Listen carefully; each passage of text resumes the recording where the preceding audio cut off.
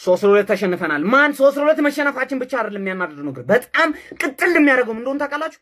ኮርና ተከታታይ 3 ጨዋታ ላይ ይገባብናል። አርሰናል ማን ምንድነው ያየው ያለው 3 ጨዋታ ላይ ኮርና። ዛሬ ካየናቸው ነገሮች ግን በጣም የሚያስደስተው ነገር አንደኛው ምንድነው ዞሊስ የሚገርም ሳይኒንግ መሆኑን ያየው። ማን ምንድነው የሚያደርገው ይሶ አንድ አሲስት አንድ ፔናልቲ ያስገኘልን። ማን በጣም ትችላለህ። ገብቶሃል?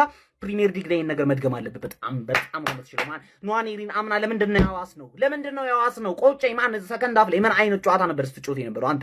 በጣም ያምራል። ገብቶሃል አይደል? ማለት ማክስ ዳውመን ትንሽ ማቹሪቲ እና ትንሽ ሰውነት ትንሽ አንተ ጂም አገባም እንደ ጂም ግባና ጠብጥቡ ሆነ እናቴ ትንሽ ሰውነት ካደገ ማዶኬ በስትክክል ቤንች ታርጓል። ምክንያቱም ክሬቲቭ ነህ፣ ጭንቅላትን መጠቀም ትችላለህ። ገብቶሃል አይደል? በጣም ያበደ ነገር ነበር እያዩ የነበረው ምንድነው 3-2 ለምንድን ነው የተሸነፍነው? 3 ጎል ለምንድን ነው ኮንሲድ የምናደርገው? ማን እኔ ቅጥል እያልኩኝ ነው። አሁን ምንድን ነው እየተፈጠረ ያለው? ዋናው ነገር ፔናልቲውን ማሸነፋችን ነው ጀማው። እኔ ፔናልቲው እስኪያልቅ ድረስ ነው ቆይቼ የመጣው። 3-2 በጨዋታ ተሸንፈናል፣ ግን ኤምሬትስ ካፕ ላይ የሚያደርገው ፋይናሊ ፔናልቲ ያለው ገብቷል አይደለ? ፔናልቲውን 5-4 በሆነ ውጤት አሸንፈናል። በቃ ዋናው ነገር ከአምናው በፒኤስጂ በፔናልቲ ከተሸነፍነው ጨዋታ ምን ያህል ተሻሽለናል ማየት የሚለውን ነው የምፈልገው። ገብቷል? ስለሆነ 5ቱንም ፔናልቲ ያስቆጠረናል ጀማው። ይሄ ትልቅ መሻሻል ነው። በቃ ትልቅ ቡድናችን እንደምታውቁት እጅግ በጣም ብዙ ተጫዋቾች የሉም እዚህ ቡድን ውስጥ። ሲኖሩ ምን ሊፈጠር እንደሚችል ግልጽ ነው። ግን በፔናልቲው ደረጃ በጣም ተሻሽለናል። ከዛ ውጪ ቦሩሲያ ዶርትመንት ለጣጥፎናል፣ አስቀይሞናል። ኖርማል ነው። ይሄ ያለን የወዳጅነት ጨዋታ ነው። ትልቁ ነጥብ ግን የማስኩዌራ ቦታ ላይ ጀምአው መስት ተጫዋች ያስፈልገናል። በማስኩዌራ ሳሊባ እስኪመለስ ድረስ ብቻ መንገፋው ቦታ አይደለም ጀምአው፣ ያ ቦታ ግድ ያስፈልጓል። ከዛ በተጨማሪ ዞሊስ አስደናቂ ብቃቱን ያሳየን ጀምአው፣ እሱ ጋርም ቆንጆ ተቀያሪ ተጫዋች ግን ያስፈልጓል ጀምአው። ከዛ ውጪ ጋብሪኤል ጄሱስ፣ ኬፓ፣ ፓብሎ ቬራ ምናምን የምትባሉ ሰዎች በሙሉ አንፈልጋችሁ። ውጡልን ፕሊስ። ለእናንተኛ ሽማግሌ መላክ አለብን እንዴ? ልቀቁና ውጡ። በቃ እሱ ብቻ ነው የምፈልገው ጀማው። 3-2 በሆነ ውጤት ግን ተለጥፈናል። ኖርማል። እሺ እነ ቅሌት ጌጡ ሻምፒዮንስ ሊግ ነው። እሺ ችግር የለብኝም እኔ ማለት ራሳችሁ አዘጋጅታችሁ ራሳችሁ ታላችሁ ዋንጫው ምንሽ አረ እንተፋፈር። አረ ስለመድኃኒዓለም አረ ዋንጫ አለበት ወይ አትሂዱ እናንተ በቃ እዛው እንግሊዝ ውስጥ ካልሆነ ወጣ ካላችሁ ግራ ነው እንደሚገባችሁ። አረ ስለመድኃኒዓለም በቃ እንግሊዝ ቲም ብቻ ነው ተሸንፉት። ምን ጉር ነው? አረ እናንተስ ቅሌት ክብሩ አሁን ምን ልትል ነው? ይኸውልህ በአንዱ አሸነፉ። ኤምሬትስ ካፕ ከፈለከ ደግሞ ማለት ነው ሞልቷል ነው ማለት አንድ ሰጣለሁ። ስለዚህ አሁን የወዳጅነት ጨዋታ ነው ያለው። ቢያንስ ትናንሽ ልጆችን አይተናል። ይመቻል። ዛሬ አርሴ አሸንፏልም ተሸንፏልም። በጨዋታው 3-2 ተሸንፈናል። ፔናልቲ ደግሞ ዋጋቸው ሰጥተናል። አሁን እየጨፈሩ ነው። ዋንጫውን ተቀብለው ይሁንላቸው። አርሴ አያሳስብም። አርሴዎች ብዙ መሻሻል ያሉብን ነገሮች አሉ። አርቴታም ያውቃል። ተሻሽለን ፕሪሚየር ሊጉን ጀምረን እናስጠብቃለን ሻምፒዮንነታችንን ማለት ነው። we know who we are ሻምፒዮን ኦፍ ኢንግላንድ ነን። አርሴዎች ይመቻቹ። ይህን ቪዲዮ ማድረስ ስላለባችሁ ሰዎች በደምብ ሼር ኮፒ እያደረጋችሁ አርሰናል ቤተሰቦች አርሰናል ምንድነው እንደዚህ መጨማለቅ እንዴ? ከአንድም ሁለት ጊዜ አይኑ ፕሪሲዝን ነው ምናምን እንደዚህ ነው ጨዋታዎች ብዙ ኢንተረስት የለኝም። ባላይ ሁላ ስሜቴ ነው እንደዚህ ነው ጨዋታዎች ሆነ አላሲን ሳርበውን ጨዋታዎች መመልከት አልፈልግም። ግን ምንድነው እየተፈጠረ ያለው እንዴ? ፕሪሚየር ሊጉ ሲጀምር ሁለት ጊዜ እንደምንሸነፍ ራሱ ነው እርግጠኛ አይደሉም እኮ እዚህ ላይ ምን ጠላት ለምን ይደሰታል? ትንሽ ለምናምን ይላል። ፕሪሲዝን ተሸነፍ ጠብቁ ሊያበሽክ ይመጣል። ምንድነው እንደዚህ በየጨዋታው ምን ሸነፈው? አይኑ በጣም ብዙ ወሳኝ ተጫዋቾቻችን ስቲል አልገቡም ምናምን ነገር እንዳልኳችሁ ፕሪሲዝን ነው ምናምን ነው ወይስ ያማትገመት ሰው ለመባል ነው? አርቴታ ያሰማመጥክ ነው እንዴ? ከአንድም ሁለት ጊዜ እንዳልኳችሁ አመቱ እኮ ሲጀምር ማለት ነው ፕሪሚየር ሊጉ ሲጀምር ሁለት ጨዋታ እንደምንሸነፍ እርግጠኛ አይደለሁም። በተለይ በዚህ ሲዝን ማለት ነው ብዙ ነገሮችን አፕግሬድ አድርገን ስለምንመጡ አርቴታ ማለት ነው ጠላቶች እንደወሩ እየፈቀደላቸው አትሊስት ፕሪሲዝን ላይ ምን አይሆን እድል እንስጣችሁ አይነት ነገር ነው እያራመደ ያለው። ኤኒዌይስ ጨዋታው ምን እስኪ ስለ ጨዋታው ሀሳብ አስተያየታችሁን የምር ይሄ ፕሪሚየር ሊጉ ሲጀምር ምን አሳየው ፐርፎርማንስ ነው ብላችሁ ታስባላችሁ? በፍጹም እንዳታስቡ። ሀሳብ አስተያየታችሁን ኮሜንት ላይ ፎሎ ማድረግ እንዳይረሳ። ይመቻችሁ። በቀሉ አማነሻ ስሪቢስ ገባልሻ ራስሽ ደግሰሽ ታባያለሽ የዋህ ፈጣሪያ የዋህ ዶርቱ ምንድግን ምን አስበ ነው ቁስል ለበቀስቀስ ትልቅ ቡድ ነው። ብዙ ጊዜ ሻምፒዮንስ ሊግ ተሳትፏል። 3-2 ግን ትልቅ ቀኔ ነው። 3-2 ትልቅ ቀኔ ነው። ስትጥናቴን ምሬን ነው ስማ ይሄን የቀንድ ዋንጫ አዘጋጅታችሁ ኤምሬትስ ካፕ ካልበላ ምን ልበላ ነው ነገሩ? ቀንድ ይወጋችሁ ነበረ። ኤምሬትስ ካፕ እኮ ዶርትመንድ በልቶ ስለማያውቅ ይብላ ብዬ ነው። እኔ በበቅቶኝ ነው 10 ምናምን ጊዜ ነው የበላሁት። ደስ አይበል ዝም ብሎ። አዎ አረ የነ ሳካ የነ ራይስ የነ ራያ አረ የነ ሳሊባ ቡድን ናፈቀን። 2 በተከታታይ ጨዋታ እንለጠፍ። አረ በመድኃኒዓለም እንዴ! አራርስ ያለመደብንም እኛ በፕሪሚየር ሊጉ ያለመደብን እንዴት ነው በፕሪሲዝን የምንለምደው ነው የምልህ? እንዴት ነው የምንለምደው? አረ በስማም ተለጥፈናል፣ ፋሚሊ ተለጥፈናል ነው የምልህ።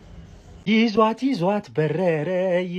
በረረ ኤምሬትስ ካፓን በፍላይ ኤምሬትስ ይዟት በረረ ዶርትመንድ ይዟት በረረ።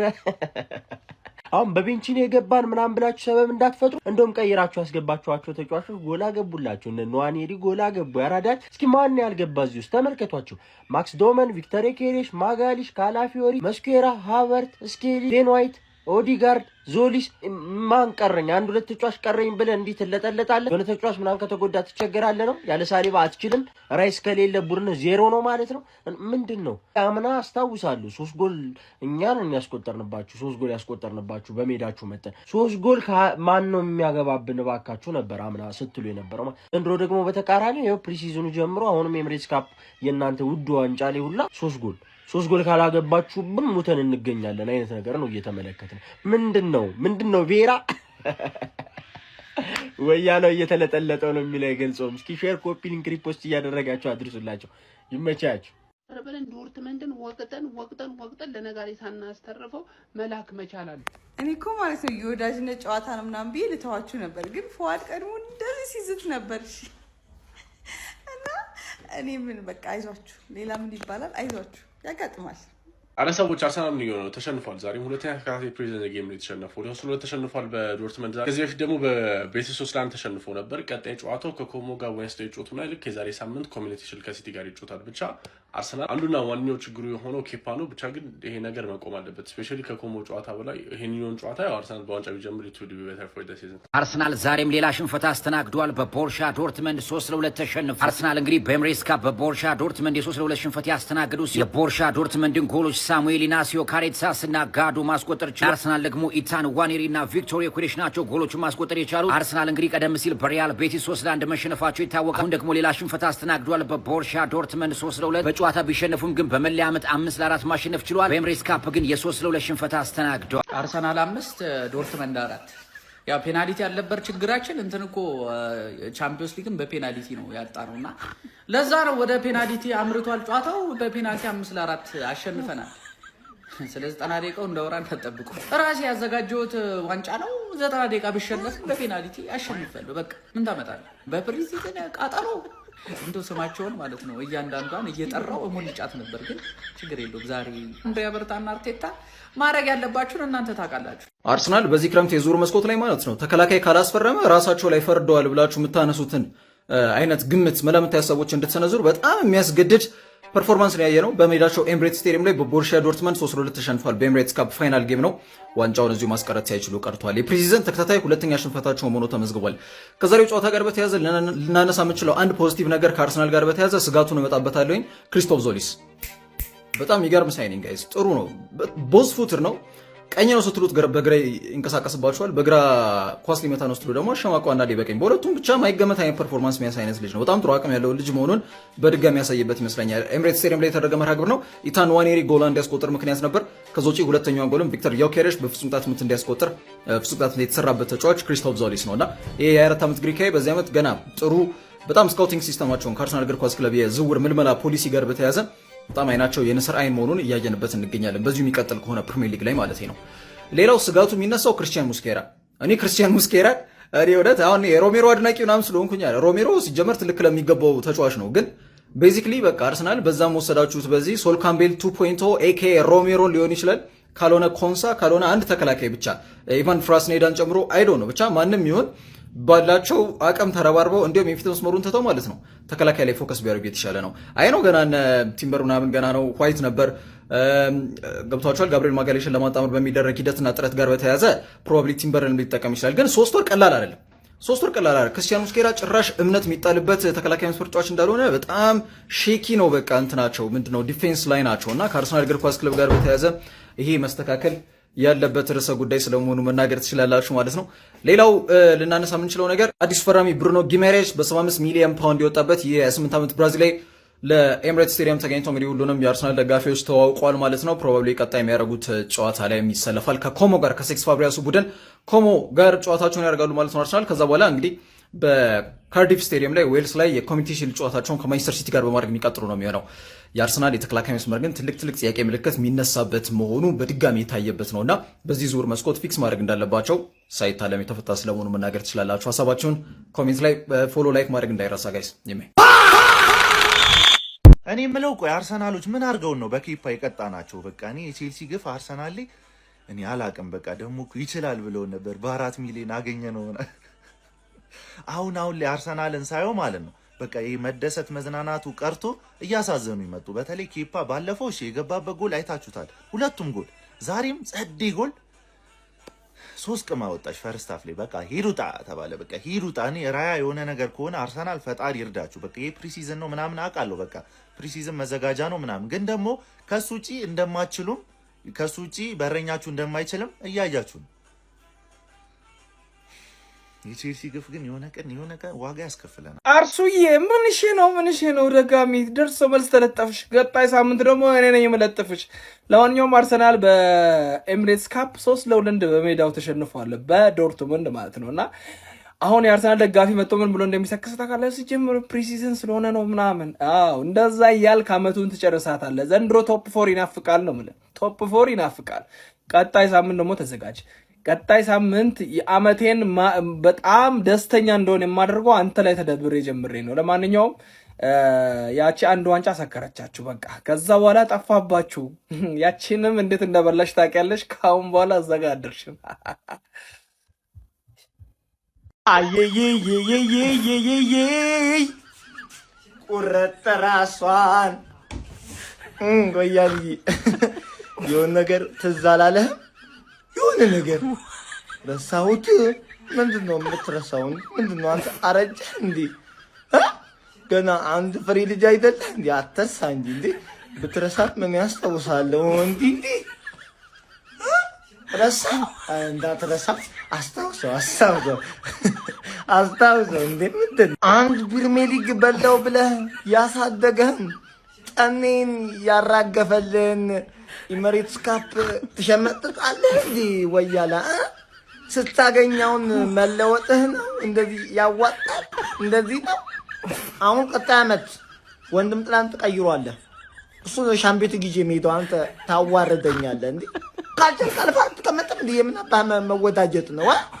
እኛ ፔስጂ ማንን እየለጠለጥን አንተ ጣናፈር ይባል ወያላ። እውነት ዲስአፖይንት አድርገኛል። ዲስአፖይንት ሄሎ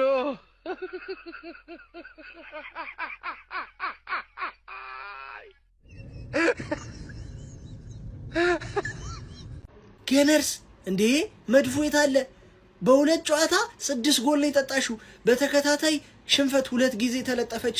አርስዬ ትናንሹን ካፕ መብላት አቃታት። የሆነ ኤምሬትስ ካፕ ምናምን ነበር በሜዳዋ ዶርትመንድ ቀብረራ አድርጓታል ማለት ነው። በነገራችን ላይ ይዘው የገቡት ሰልፊ ነው እንዴ። አረ ቢጋቢ ተው ዲፌንስ አስከብር እንጂ እንዴ ጭራቁ አጥቂ እንዴ ማርቲን ይሄ ልጅ እንደውም ይሻላል። እና በርትሰዋቸው ብቻ ያስቃል። የፕሪሚየር ሊግ አስጊዎች ያለ ጫና አይደል የምትበሉት? አረ በርታ በሉ እንጂ ገና በፕሪሲዝን ደከም አትበሉ።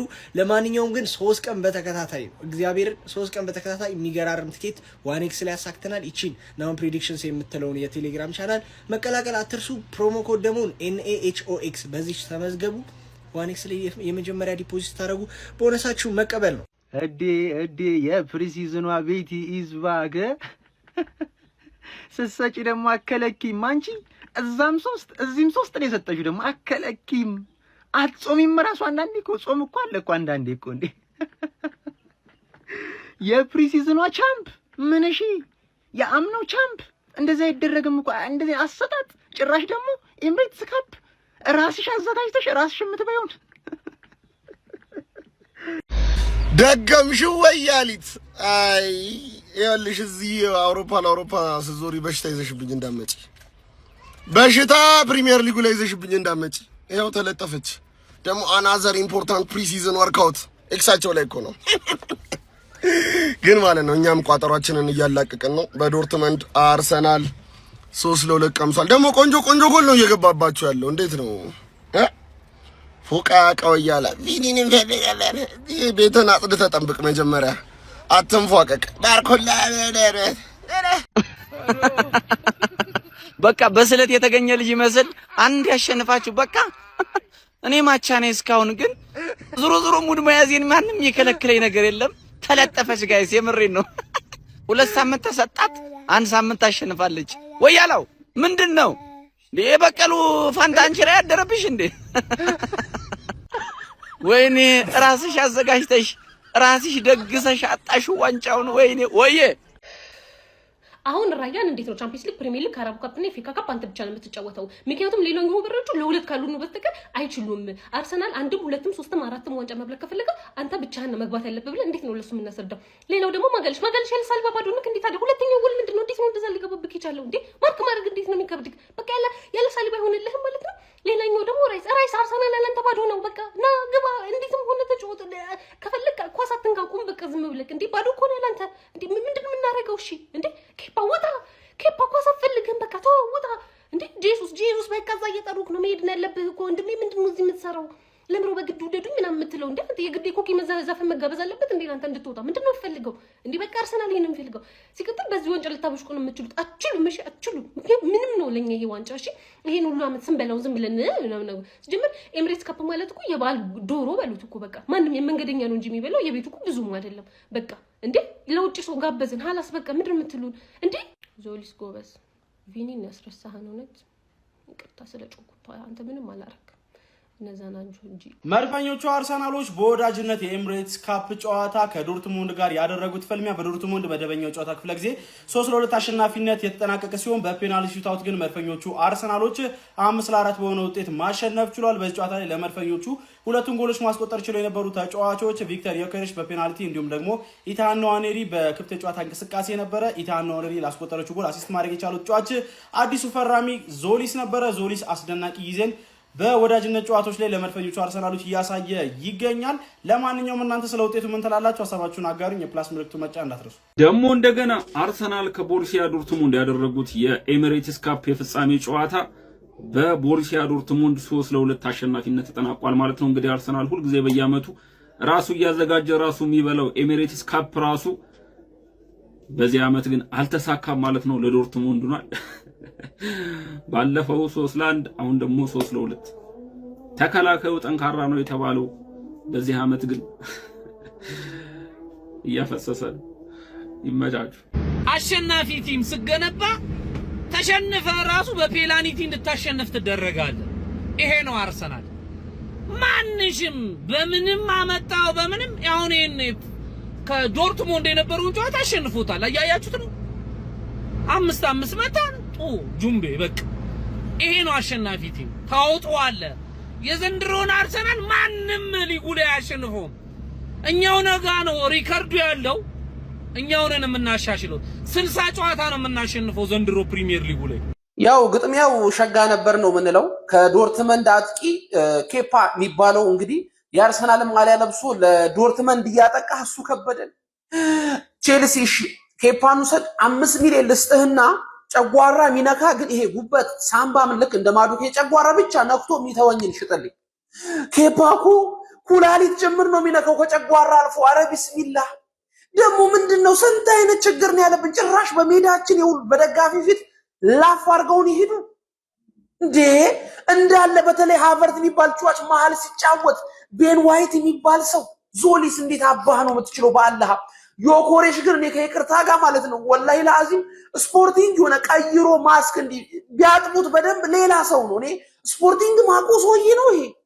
አጥቂ አምጣልን፣ በቃ አጥቂ አልቫሬዝን አምጣልን፣ በቃ ይሁን። እዚህ ጋር አኡዙ ቢላ ጨሱ ምንድነው? አንድ የሚረባ ተጫዋች ምንድነው? ምንድነው አሁን ይሄ አሁን የገባንበት ስኳድ ለዶርትመንድ አንሶ ነው?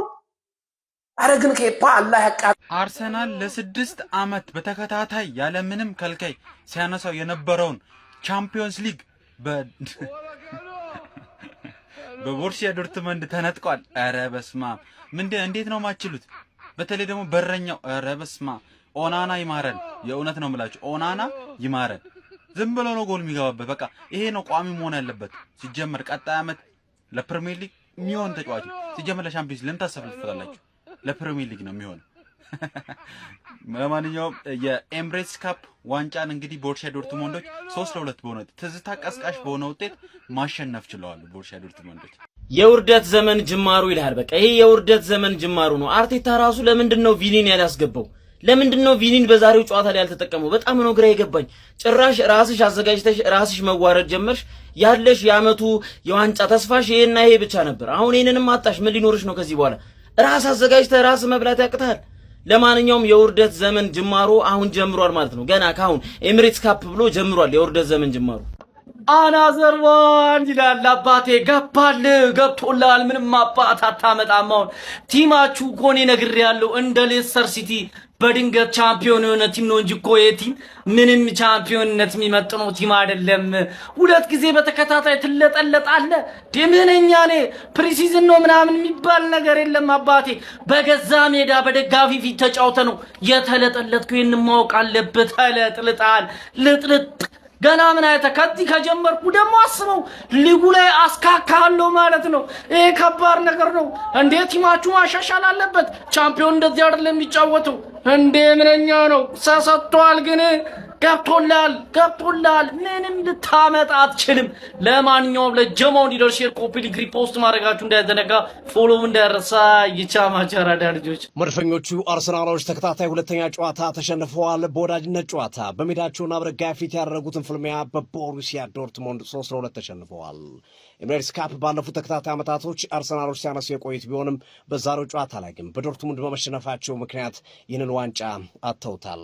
ዶርትሙንዶች ቀዳሚ የሆኑት በኢናሲዮ ጎል 7ኛው ደቂቃ ላይ ነበረ። ከዛ በኋላ እጅግ ውብ ጎል ካርቴሳስ ማስቆጠር ቻለ 9ኛው ደቂቃ ላይ። ሁለቱም ጎሎች ሲቆጠሩ የኬፓ አሪዛባላጋ ሚና በጣም ጥያቄ የሚያስነሳ ሆኗል። ኬፓ አሪዛባላጋ ጎል ከማሳመር ውጪ በዚህ የወዳጅነት ጨዋታዎች ላይ እያሳየ ያለው አቋም ጥያቄ የሚያስነሳ ሆኖ እየተመለከት ነው እንገኛለን። በጨዋታው ላይ አርሰናሎች ለመመለስ ጥረት አድርገው ነበረ። በሁለተኛው አጋማሽ እንደተመለሱ ክርስቶዞሊስ ያሻገረውን ኳስ ኢታን ንዋኔሪ በማስቆጠር ጨዋታ የመለሳቸው ይመስል ነበር። ወዲያው ግን ጋዱ ኳስና መረብ በማገናኘት 3-1 አደረጋቸው።